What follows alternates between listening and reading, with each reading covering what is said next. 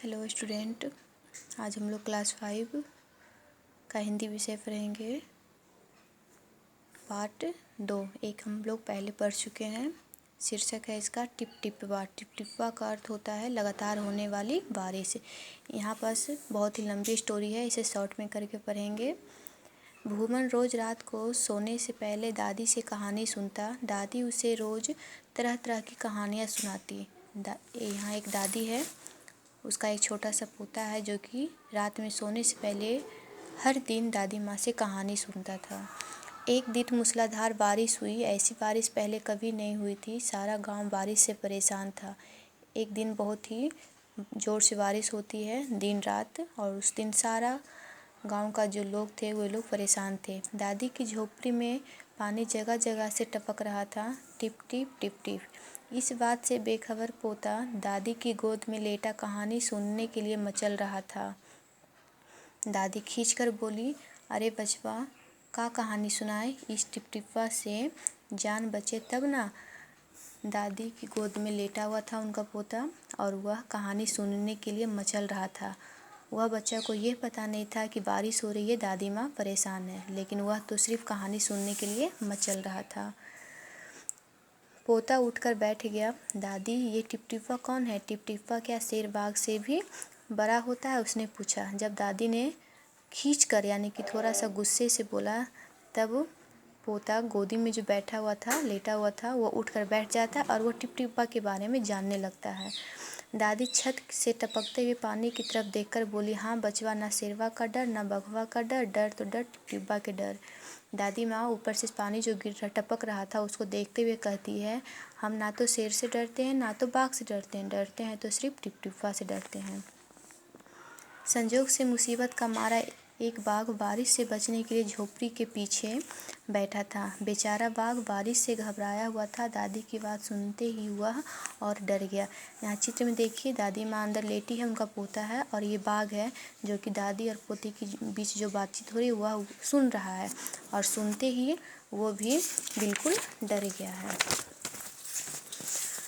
अब यह टिपटिपा कौन सी बला है? ज़रूर यह कोई बड़ा जानवर है, तभी दादी रोज़ शेर बाघ से ज़्यादा टिपटिपा से डरती है। इससे पहले कि वह बाहर आकर मुझ पर हमला करे, मुझे ही यहाँ से भाग जाना चाहिए।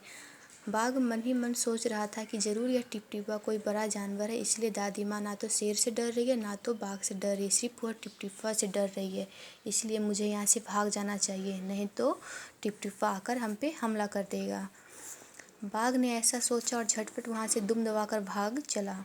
बाघ तुरंत वहाँ से निकल पड़ता है। उसी गांव में भोला भी रहता था। वह भी बारिश से परेशान था। आज सुबह से उसका गधा गायब था। सारा दिन वह बारिश में भीगता रहा और जगह जगह गधे को ढूंढता रहा, लेकिन वह कहीं नहीं मिला।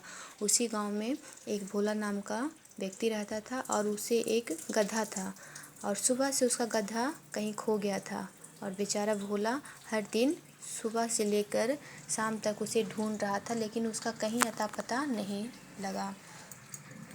भोला की पत्नी बोली, जाकर गांव के पंडित जी से क्यों नहीं पूछते हैं? वे बड़े ज्ञानी हैं, आगे पीछे सबके हाल की उन्हें खबर रहती है। भोला की पत्नी कहती है, आप इतना क्यों परेशान हो रहे हैं?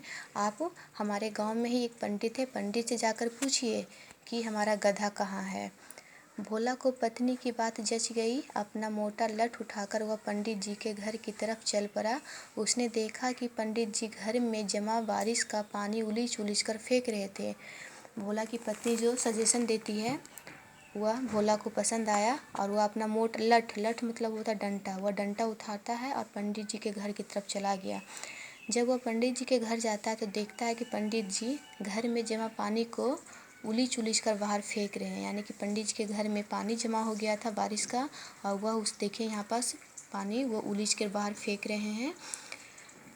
तो वह फेंक रहे थे, महाराज मेरा गधा सुबह से नहीं मिल रहा है, ज़रा पोथी बाज कर बताइए तो वह कहाँ है? भोला ने बेसब्री से पूछा। जब वह पानी उलीच रहे थे उसी बीच भोला पहुँचता है और पंडित जी से पूछता है। सुबह से पानी उलीचते उलीचते पंडित जी थक गए थे। भोला की बात सुनी तो झुंझला पड़े और बोले, मेरी पोथी में तेरे गधे का पता ठिकाना लिखा है क्या? सुबह से हर कोई काम करते करते थक जाता है, उसी प्रकार यहाँ पर पंडित जी भी पानी घर से बाहर उठा उठा कर फेंक रहे थे, तो वो भी थक गए थे। जब भोला गधे के बारे में पूछता है तो वह झुंझला पड़ते हैं, यहाँ बोल रहा है ना झुंझला पड़े, तो वो गुस्सा हो जाते हैं और बोलते हैं, मेरे पोथी में तेरे गधे का पता ठिकाना है लिखा जो आ गया पूछने? अरे जाकर ढूंढ उसे किसी गहराई पोखर में। एक तो वो पता नहीं बताते हैं और उससे सजेशन देते हैं कि गधा है तो वह किसी गहराई पोखर में, यानी कि कहीं गड्ढा पोखर होगा किनारे में, वहीं जाकर छिपा होगा, उसे वहीं ढूंढो। और पंडित जी फिर से लगे पानी उलीचने। इतना कहकर पंडित जी फिर से घर का पानी उलीचने लगते हैं। भोला वहाँ से चल दिया। चलते चलते वह एक तालाब के पास पहुंचा। तालाब के किनारे ऊंची ऊंची घास उगाई थी। भोला घास में गधे को ढूंढने लगा। भोला वहाँ से चल दिया और वहाँ एक तालाब था, तालाब के पास पहुंचा। वहाँ बहुत ही ऊंची ऊंची घास थी। वहीं पास वो अपना जो गधा था उसे ढूंढने लगता है।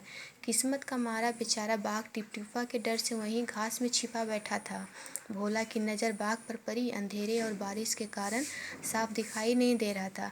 और जो हम लोग पहले पढ़े थे, यहाँ दिया हुआ था ना, बाघ दादी और पोता की बात सुनते हैं तो वह वहाँ से भाग जाता है। और वह जो बाघ था बेचारा वहीं तालाब के किनारे में छिपा हुआ था। भोला को लगा कि बाघ ही उसका गधा है। वहाँ तो छिपा हुआ वो बाघ था, लेकिन भोला को लगा कि यह मेरा गधा है। और बारिश बहुत तेज़ थी, अंधेरा भी था, उसे समझ नहीं आ रहा था भोला को कि यह बाघ है कि गधा है। उसने आप देखा न था और लगा बाघ पर मोटा लठ बरसाने। वह आगे पीछे नहीं देखता है और बेचारे को मोटा डंडा से पीटने लगा बाघ को। बेचारा बाघ इस अचानक हमले से एकदम घबरा गया। लगता है यही टिपटिपा है, आखिर इसने मुझे ढूंढ ही लिया। जब अचानक किसी को हमला होने लगता है किसी पे तो वह हड़बड़ा जाता है ना। इसी प्रकार से यहाँ भी बाघ बेचारा डर जाता है और उससे लगा कि यही टिपटिपा है। अब अपनी जान बचानी है तो यह जो कहे चुपचाप करते जाओ। बाघ ने मन ही मन सोचा। बाघ को लगा कि यह टिपटिपा है, इसने मुझे ढूंढ लिया है, अब तो यह जैसे कहता है वैसे ही करने में भलाई है, नहीं तो यह मुझे मार डालेगा। आज तुमने बहुत परेशान किया है, मार मार कर मैं तेरा कचुम्बर निकाल दूंगा। ऐसा कहकर भोला ने बाघ का कान पकड़ा और उसे खींचता हुआ घर की तरफ चल दिया। यहाँ पर देख रहे हैं चित्र में कैसे बाघ का कान पकड़े हुए भोला उसे ले जाता है और उसी समय ले जा रहा है ना, उसी समय बीच बीच में ही वह बोल रहा है कि आज तूने मुझे सुबह से बहुत परेशान किया है, मैं तुम्हें मार मार कर कचुम्बर निकाल दूंगा, यानी कि अधमरा कर दूंगा। बाघ बिना चू चपर किए भीगी बिल्ली बना भोला के पीछे पीछे चल दिया और बाघ चुपचाप उसके पीछे पीछे जा रहा था। घर पहुंचकर भोला ने बाघ को खूंटे से बांध दिया और सो गया। शाम हो गया था, इसलिए घर भोला पहुंचा और घर के आगे में ही एक खूंटे था, खूंटे में ही बाघ को बांध दिया और सो गया। यहाँ पर चित्र में देखिए, यहाँ खूंटा है, खूंटा में बांध दिया, इसे बांध दिया और वह जाकर चुपचाप सो गया। सुबह जब गांव वालों ने भोला के घर के बाहर खूंटे से एक बाघ को बंधा देखा तो उनकी आंखें खुली की खुली रह गई। हर दिन गांव वाले भोला के घर के आगे जो खूंटे था यहाँ एक गधा को बंधा हुआ देखता था, लेकिन जब उसने गधे की जगह बाघ को देख लिया तो सभी की आंखें खुली की खुली रह गई, यानी कि वह हैरान रह गए। यही एक कहानी थी। ठीक है।